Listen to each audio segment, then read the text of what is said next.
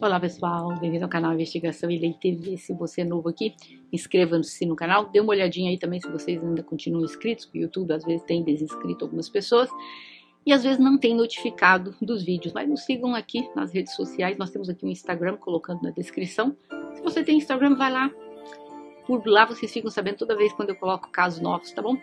E vamos ao caso de hoje. Gente, eu chorei demais pesquisando esse caso, escrevendo esse caso.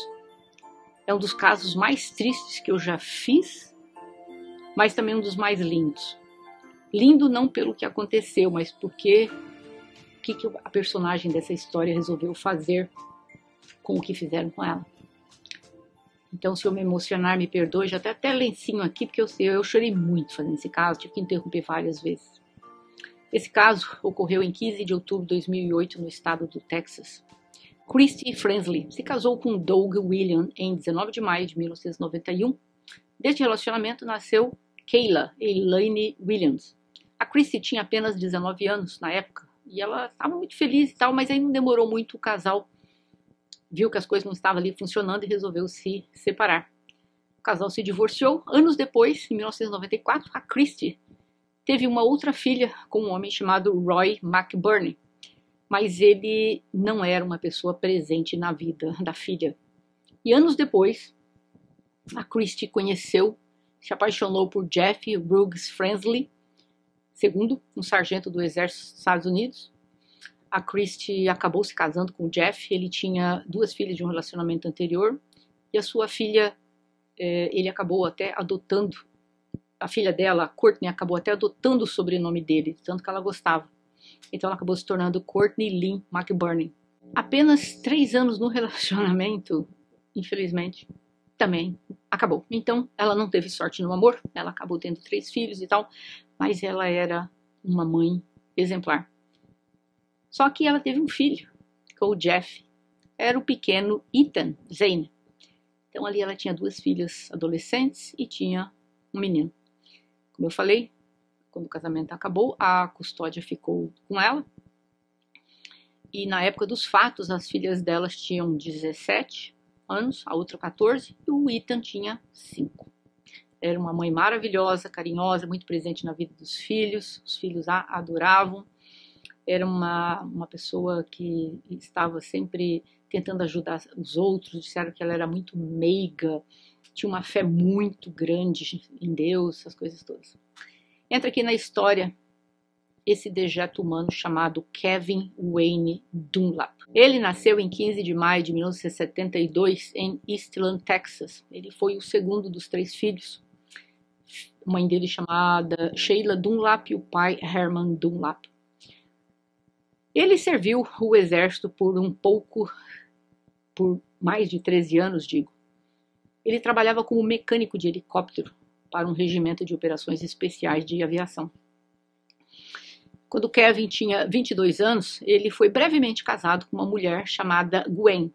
No entanto, o casal se divorciou apenas 20 meses depois e há muito pouco registro deste casamento. Literalmente, tudo que pude encontrar foi o nome dela e as datas e a data que eles se casaram.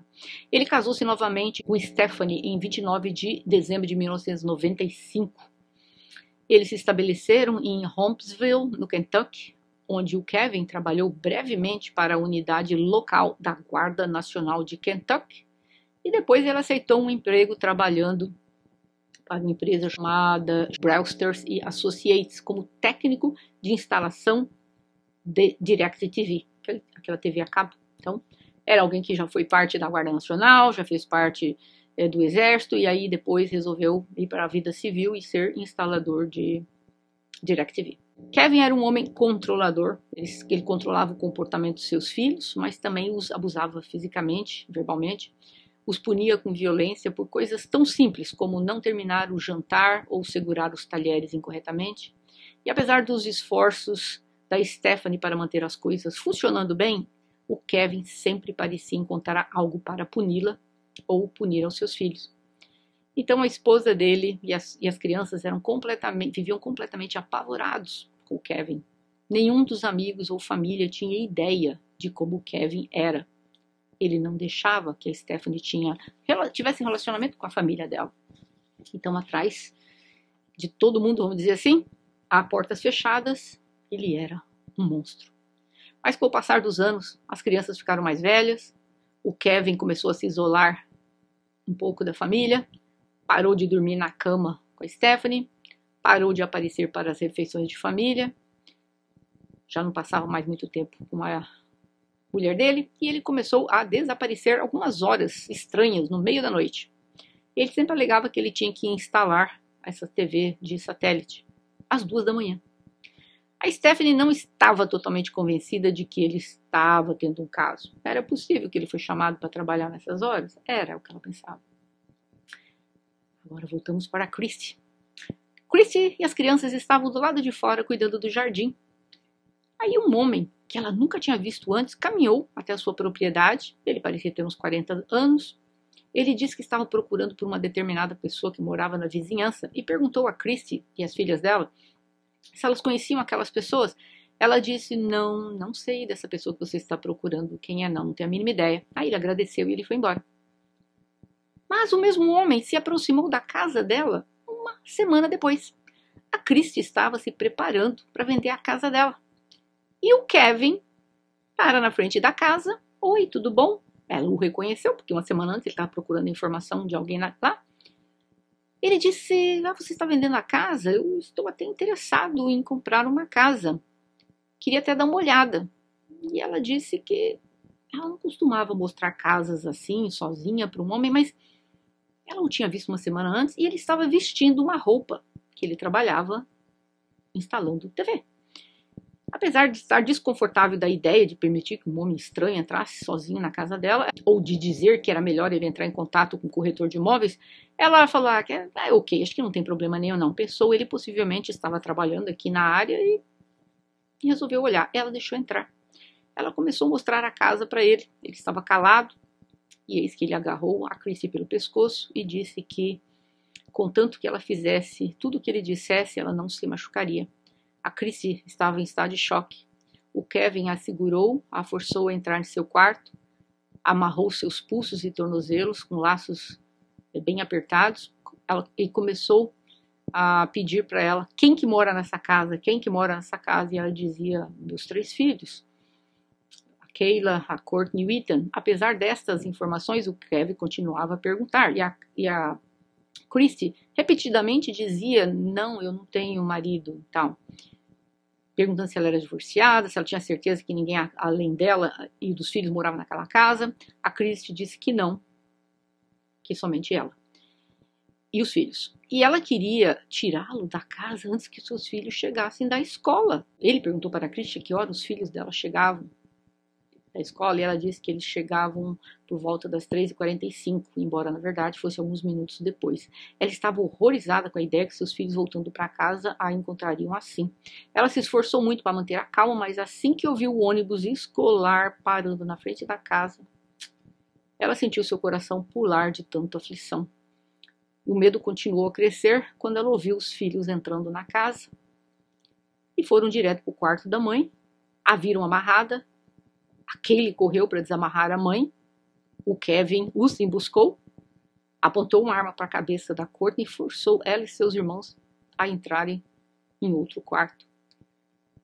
Mandou que eles deitassem de bruços no chão, com as mãos para trás, nas costas, para que ele pudesse amarrar as mãos. O mais novo, Ethan, começou a chorar, tinha 5 anos, pediu para abraçar a Christy, o que surpreendentemente esse psicopata permitiu, antes de amarrá-lo. Então levou os filhos da Christy, os deixou, naquele quarto. Ele fez tudo, amarrou os meninos tudo lá no quarto dela, depois levou para outro quarto. A Christy estava sozinha, assustada, apavorada. O Kevin voltou para o quarto, sentou-se ao lado da Christy na cama e fez um sinal. Ele olhou para ela e disse, é você ou sua filha que ele queria violar? Ela, horrorizada, implorou então que fosse ela que poupasse as filhas. Ele violou a Christy, depois a fez entrar no banheiro, tomou um banho para lavar qualquer evidência. Os dois sentaram-se na cama por alguns momentos, então o Kevin começou a estrangulá-la. Mas ela lutou com ele e ele percebeu que não seria capaz de tirar a vida daquela forma, então ele decidiu tentar quebrar o pescoço dela manualmente. o que ele também falhou. Aí nesse momento o Kevin estava enfurecido, ele foi na cozinha, voltou com um objeto cortante e desferiu golpes na garganta. Ele continuou usando esse objeto contra Christie, nas costas, na orelha esquerda. A faca ficou no pescoço dela e teve que ser até removida cirurgicamente depois. A Christie resolveu se fingir de morta para fazer com que o Kevin acreditasse que ele tinha tirado a vida dela e fosse embora. Então ela tentou ao máximo controlar a respiração, certificando que ela estava totalmente imóvel, acreditando que ele iria acabar com a vida dela. Ele olhou, achou que realmente ela tinha falecido. Ele cobriu ela com um cobertor e saiu do quarto. Ela sentiu-se tão aliviada e ela começou a planejar como desvencilhar daquilo. Ela estava com as mãos e os pés atados. E ela queria, ver os filhos dela, tirá-los de lá com segurança. E a Christie pôde ver que o Ethan estava deitado no corredor em alguns travesseiros. Mas antes que ela pudesse pegar o filho, o Kevin voltou, derramou gasolina no chão do quarto da Christie e acendeu um fósforo e jogou o fósforo na gasolina. O quarto dela ficou em chamas. A Christie ainda estava presa na cama dela. A chama estava cobrindo o quarto. Ela disse que o pé dela começou a pegar fogo. Estava gravemente lá queimado. Mas ela disse que ela não conseguia se mover. Ele havia, com o objeto cortante, atingido as costas dela. Então ela estava com a perna direita paralisada. E ela não conseguia se mover. O que ela fez? No último esforço, um desespero para mover-se, essencialmente, ela se jogou para fora da cama e no chão ela rolou pelas chamas. Aí tinha aquelas portas francesas que se abrem, ela se rolou pelas portas e se jogou na piscina. O Kevin foi embora. Ela não tinha como gritar porque ele tinha cortado a garganta dela. Ela estava literalmente presa na piscina, gravemente queimada, sangrando. Mas ela não podia se mover. Os vizinhos da Christie viram a fumaça saindo da casa e eles ligaram para a polícia. Uma amiga da Christie, chamada Karen, estava a caminho da casa quando notou o incêndio. E quando ela viu o jipe da Christie na garagem, ela ouviu as crianças gritando, pedindo ajuda, mas não pôde fazer nada.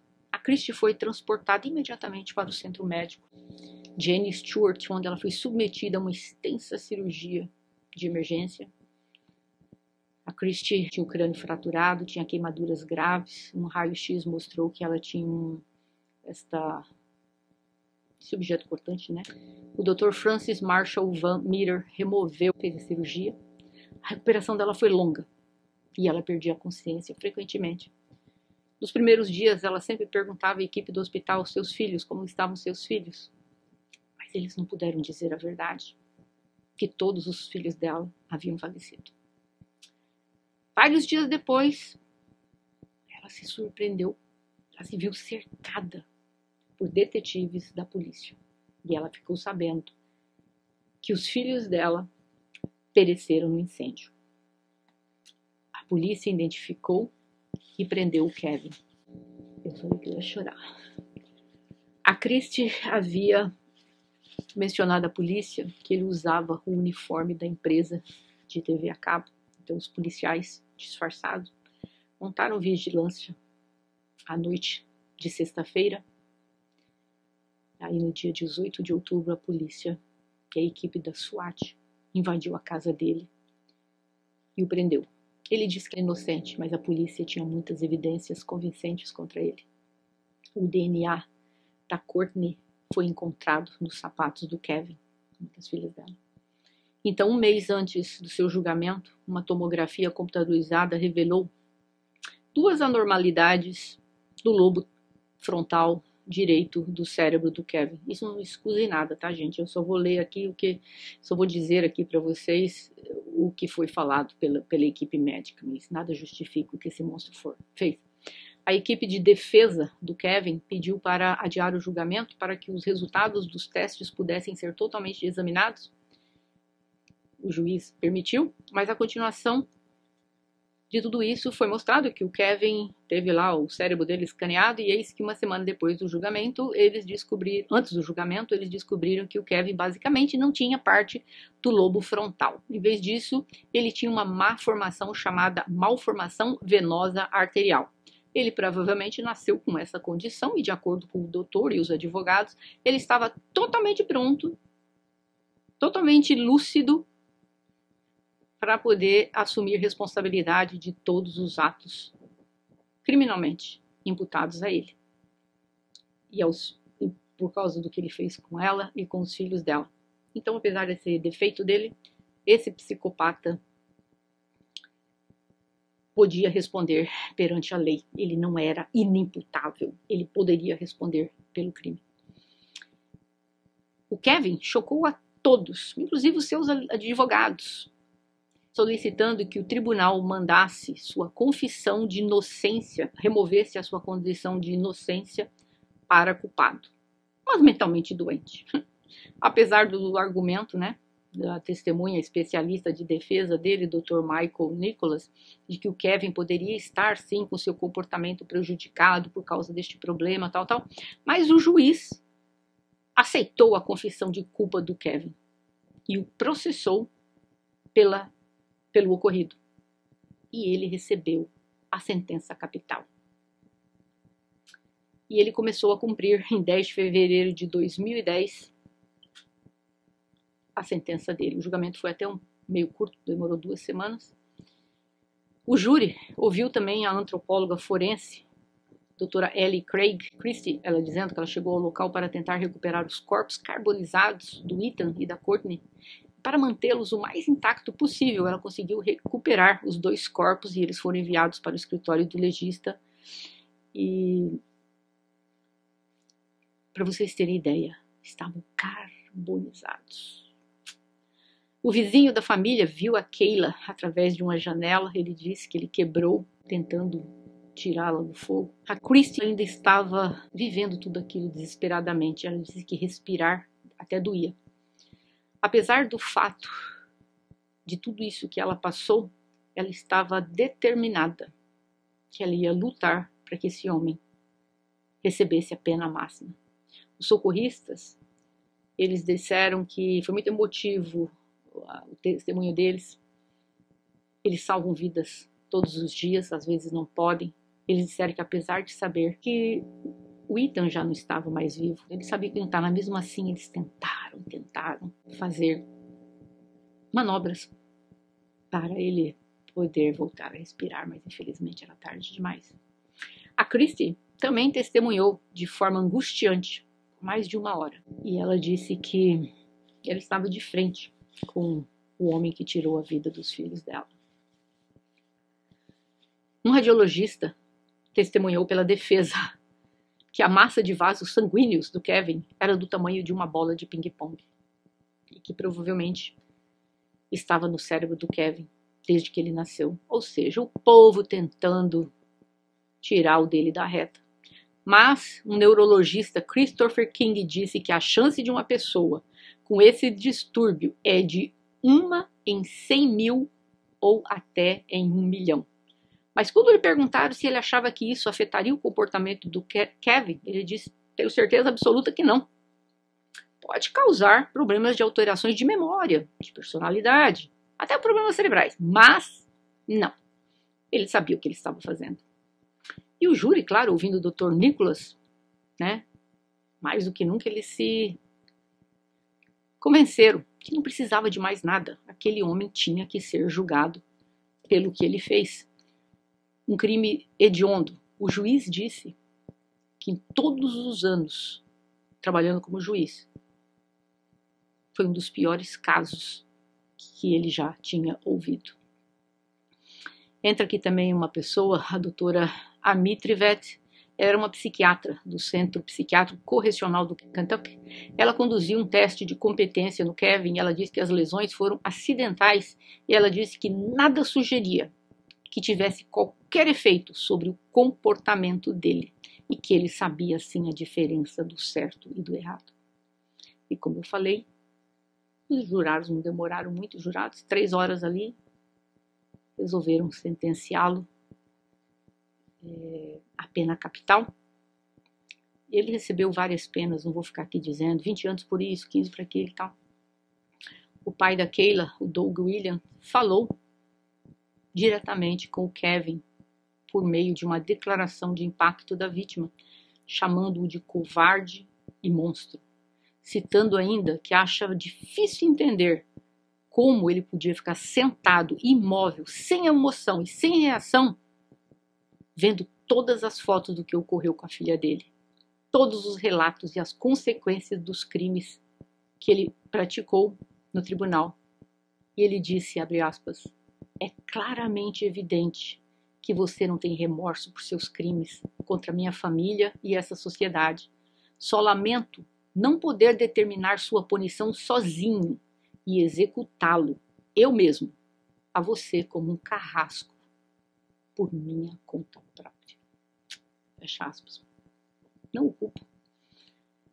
O Kevin recusou-se a fazer uma apelação do veredito, chegando ao ponto de escrever uma carta implorando aos seus advogados para simplesmente parar de oferecer apelações e deixá-lo esperar o dia de ser executado pelo Estado.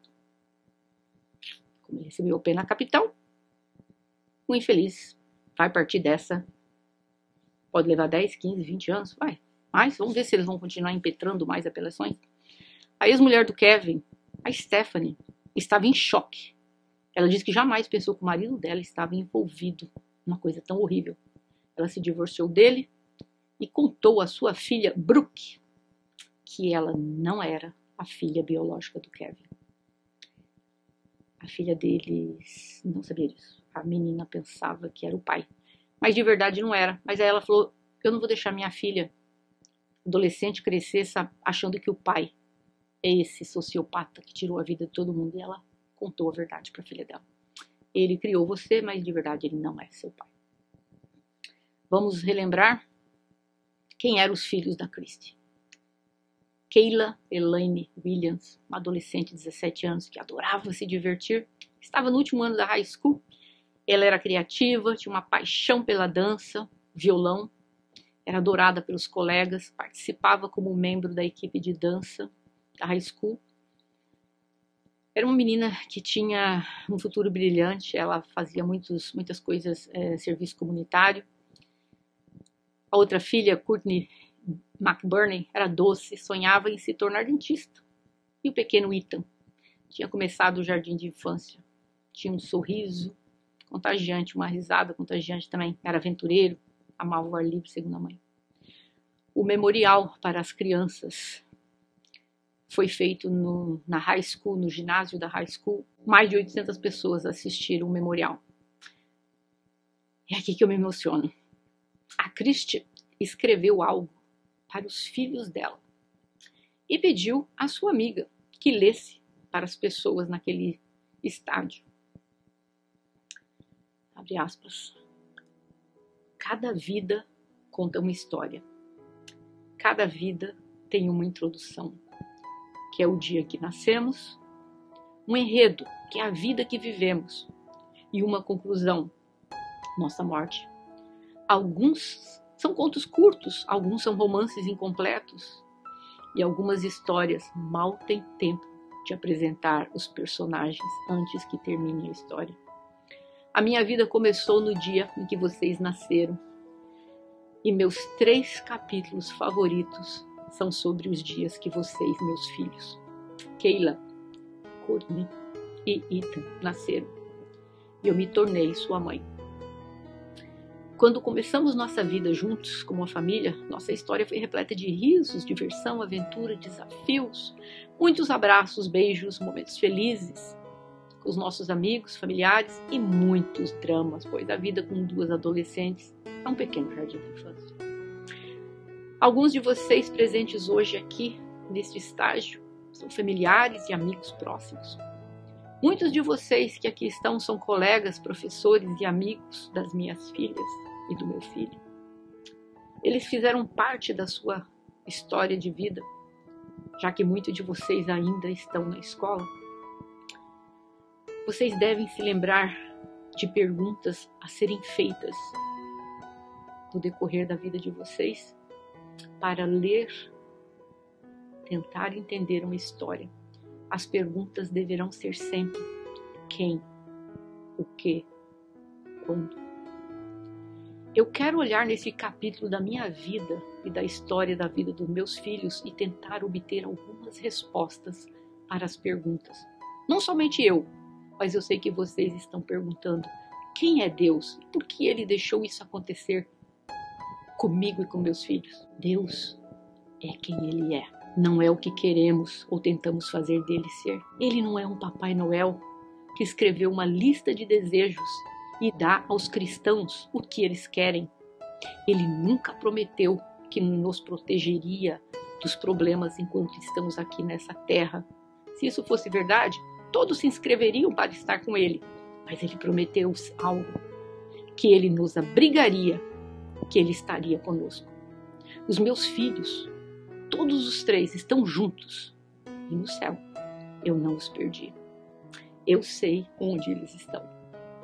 Eles estão vivos, completamente seguros e perfeitamente felizes. Eles têm lindos corpos novos e eles estão esperando por mim. O que eu faço com a raiva que sinto pelo homem que abusou de mim e dos meus filhos de maneira tão horrível e nos deixou para morrer? Eu sei que será um processo para mim, mas eu escolhi não ceder ao ódio. Se eu me deixar acorrentar ao ódio, voltarei a ser seu prisioneiro. E eu não posso, e eu não vou permitir que ele tenha mais controle sobre a minha vida. Eu apenas quero justiça em toda a sua extensão da lei. E sei que um dia, meu Deus, vai julgá-lo pelo que ele fez à minha família. E isso será terrível para ele. Quando verei meus filhos novamente, eu não sei, mas Deus sabe. E Ele me prometeu, pela sua palavra, que eu vou vê-los novamente no céu. E quando estivermos reunidos, nunca haverá outra separação.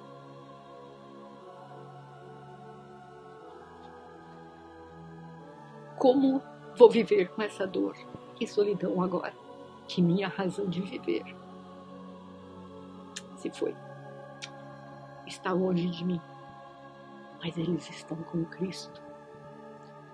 A minha resposta para isso é que eu também não sei, mas eu só sei que Deus vai me dar força para continuar e já está me confortando, lembrando que a separação dos meus filhos ela é temporária. Também sei que Deus me manteve viva por alguma razão e devo encontrar essa razão. Sei que a Keila, a Courtney e o Ethan querem que eu vá em frente. O capítulo final foi escrito na história da vida dos meus filhos aqui na Terra, mas uma nova história acaba de começar para eles, agora no céu, com o meu lindo Salvador. No final, eu sei que a Keila, a Courtney e o Ethan, se eles pudessem falar conosco hoje, há algumas coisas que eles gostariam de dizer para todos nós. Sabemos que você sentirá nossa falta, como se fossem os filhos falando.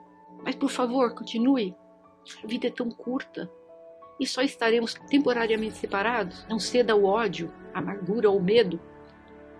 Sabemos que você está lutando para lidar com a nossa morte. Procure ajuda. Leia a Bíblia, vá à igreja, faça aconselhamento. Avalie sua vida. Invista em coisas que vocês realmente contam, porque vocês não sabem quando o capítulo final na terra será escrito e aceitem a Cristo como seu Salvador. Nós sabíamos que não éramos crianças perfeitas, mas Cristo, Deus, Ele não esperava isso de nós. Fecha aspas. Que lindo, que lindo. Uma mãe que passou o que ela passou e ela ainda consegue ver que há um plano para ela aqui na Terra. Ela sabe que essa separação é temporária. Eu também acredito nisso. Eu acredito que meu Salvador vive, eu acredito que no dia que eu não estiver mais aqui, eu estarei reunida com meu Salvador. E eu estarei num local, como ela disse, né? Onde não haverá mais separação. A palavra de Deus nos diz que o local para onde nós vamos, nesse local não haverá mais morte, mais dor. E ela está certa, não haverá mais separação. Então ela se conforta pensando nisso. Esse canal não tem finalidade alguma para dizer para vocês em que vocês devem crer ou não. Mas eu sei que tem muita gente aqui que perdeu filhos. Entes queridos, se for necessário, leiam de novo tudo que ela falou. Porque é tão bonito. Ela conseguiu entender, não desculpar. Ela até disse que seja punido na punição máxima que a lei pode dar. Mas ela entendeu, ela sabe que um dia ela será reunida com eles. E por causa disso ela disse que sempre as pessoas têm que ter dentro delas essas coisas. Por quê? Como?